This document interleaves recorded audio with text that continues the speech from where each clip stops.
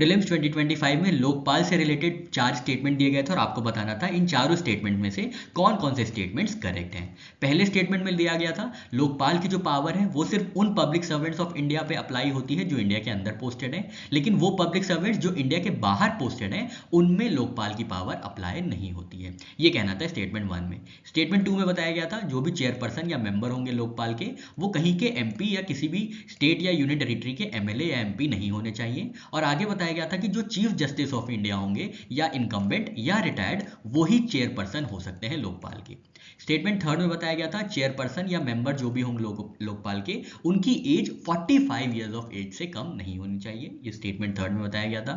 Statement 4 में बताया गया था Lokpal prime minister of India के अगेंस्ट एलिगेशंस ऑफ करप्शन को इंक्वायर नहीं कर सकते हैं। Sitting prime minister of India के अगेंस्ट किसी भी तरीके के करप्शन के एलिगेशंस को लोकपाल जो है इंक्वायर नहीं कर सकते हैं। ये स्टेटमेंट 4 में दिया गया था। तो आपको बताना था कौन सा स्टेटमेंट करेक्ट है। तो इसमें सही आंसर है option A, only third statement is correct. जो सिर्फ तीसरा स्टेटमेंट है वही करेक्ट है, बाकी फर्स्ट, सेकेंड और फोर्थ इनकरेक्ट है।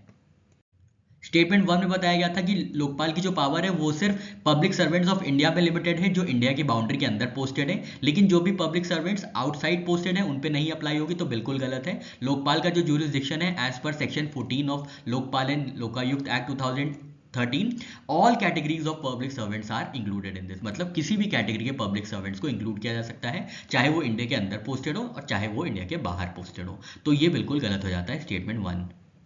स्टेटमेंट 2 में बताया गया था लोकपाल के मेंबर्स और चेयरपर्सन की एलिजिबिलिटी कंडीशंस। तो पहला पार्ट बिल्कुल सही था जहां पे ये बताया गया था person can not be MP, MLA, member of panchayat और म्यूनिसिपैलिटी। तो ये बिल्कुल ठीक बात है। लेकिन जो सेकंड पार्ट था सेकंड स्टेटमेंट का जहां पे बताया गया था only chief justice of India can be A chairperson, तो ये बिल्कुल गलत है। Lokpal chairperson shall be former chief justice of India और फॉर्मर जज ऑफ सुप्रीम कोर्ट या कोई ऐसा एमिनेंट पर्सन जिसकी स्पेशल नॉलेज हो एंटी करप्शन में, गवर्नेंस में एटसेट्रा। तो पहला हाफ तो बिल्कुल करेक्ट है स्टेटमेंट 2 का, पर दूसरा हाफ इनकरेक्ट है। तो स्टेटमेंट 2 यहां से गलत हो जाता है।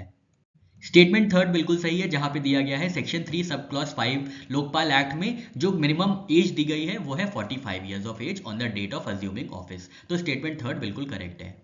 स्टेटमेंट 4 गलत है क्योंकि Lokpal can inquire any allegations against sitting PM, जो कि दिया गया है section 14 sub section 1 clause A में, जहां पे प्राइम मिनिस्टर जो है वो लोकपाल की जुरिसडिक्शन के अंदर आते हैं। उनमें कुछ एक्सेप्शंस है जैसे कि international relations, external security, public order etcetera, कुछ मैटर्स हैं जो कि इंक्वायर नहीं किए जा सकते हैं, पर पूरी तरीके से ब्लैंकेट इम्यूनिटी नहीं प्रोवाइड की गई है पीएम को।